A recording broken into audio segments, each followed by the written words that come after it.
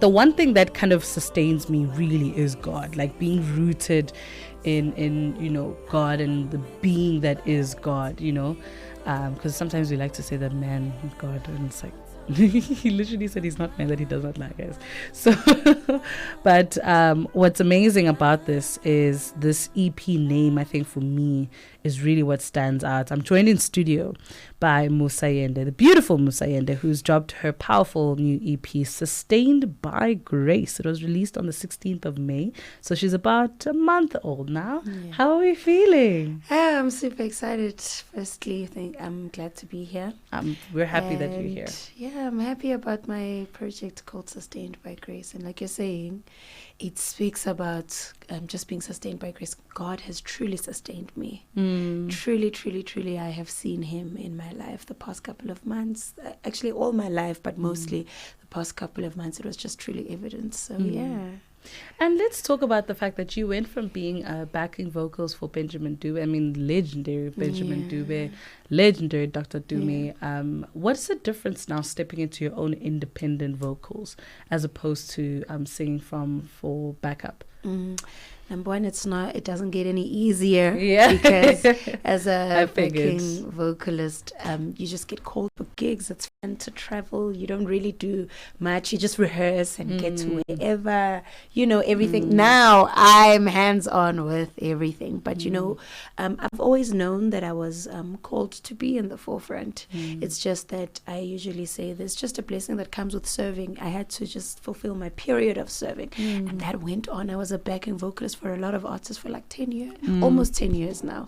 And then finally, I've dropped my own thing. So, yeah. But I think it's interesting though, the idea of servanthood. I was speaking about how submission and the way submission has been given. I feel like that servanthood kind of taught you the leader that you wanted to be as well. Because right now you have a first-hand experience of what it's like to sing backup for an artist like yourself, right?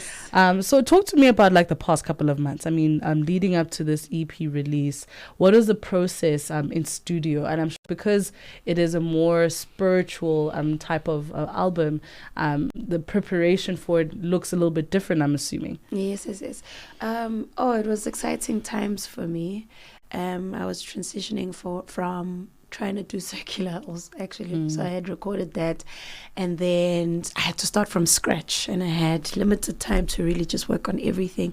But God being good, he really put me together with amazing people. I worked with Joseph Makula, who produced the project, and we just sat, we would just sit and try and just play and sing and try to figure it out. And then I collaborated with a couple of people, even in songwriting. So people were just like, oh, there's a song that I think you could really love.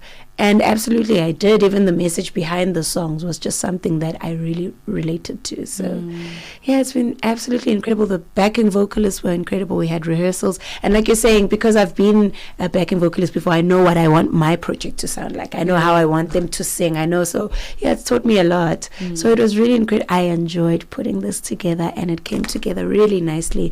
That's how I know that God really wanted me to do this. And when you write now your music, because obviously there's the gospel that we know, but there's new love songs, you know, that you can write for God, which is beautiful, right? It allows you to kind of get creative about it. Talk to me about that. I mean, when you are, you know, in the studio, you're hearing a song for the first time, or you're hearing a beat for the first time, what comes to mind? How do you get to writing the song? Yeah.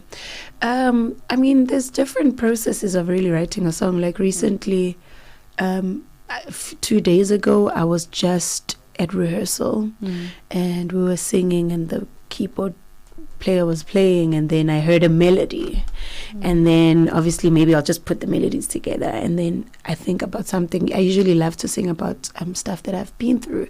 It's easier to take people where you've been and to talk to them about a place that you've been, because you're clear about it, you know. So, and then after I'll sit and I'll just try to put words together. So there's different types of songwritings, but on this EP I worked with a lot of people. I wanted other people to try and articulate what I'm trying to say, because I was struggling a bit. And yeah, you know, people really did well, because it's not always that you have to do your own writing. Yeah, no, it's not always. And I like that, because now we're tag teaming on this, right? Yeah. And I know some of the greatest artists have songwriters, people who are able to illustrate what you have in your heart. Yeah, the for sure. message that you have in your heart.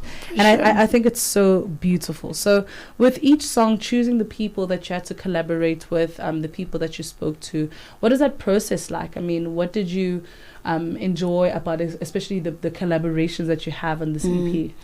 The collaborations that I have, I actually I featured one person. The rest of the people, it was just us putting together ideas, the writing, the behind the scenes, all of that. But I featured, so with the song that actually just played, I struggled recording it, and it's just one of the easiest songs, but there was just a struggle vocally also. It's demanding. It's a very calm song, but it's demanding. And after recording, I was like, you know what, I'm really sure about this. If there's anybody that could do justice to this song that I could collaborate with, it's Brandon Praise. And I reached out to him, and he gladly jumped on, and I loved it, you know. So I featured Brandon, and the rest of the people. It was really amazing, because we just sat and they were like, let's put this and this together. So it was really an amazing process. Yeah.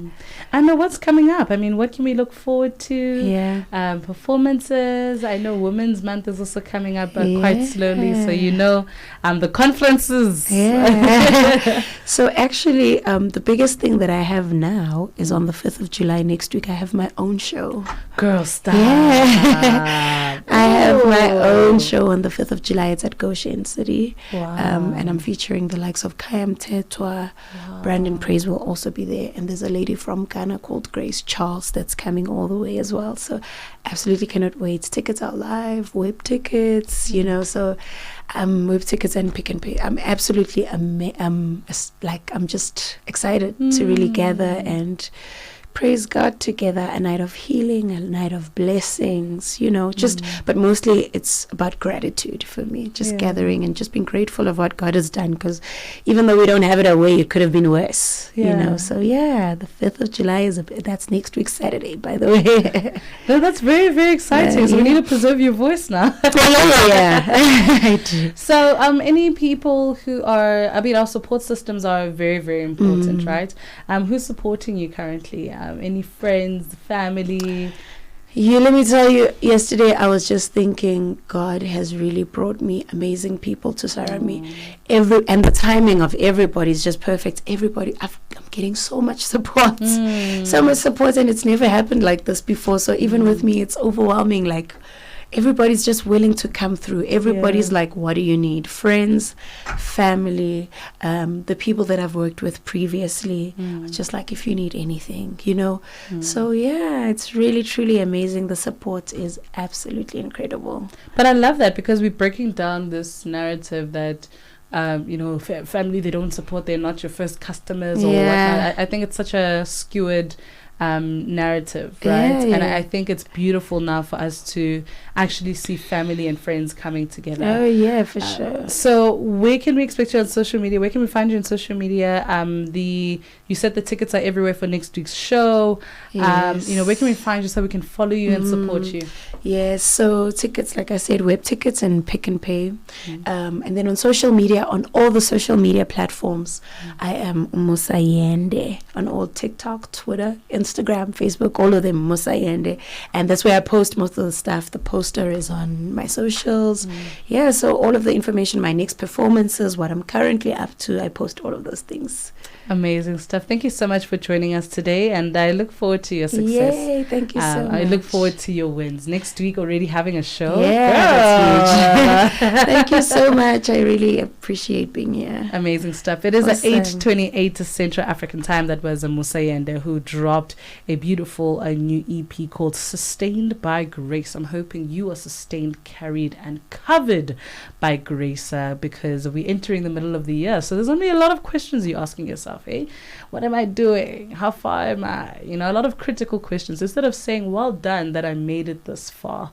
That's what also grace allows you to do. Allows you to appreciate yourself the way that you should. It is 8:28 Central African Time. Let's enjoy some music.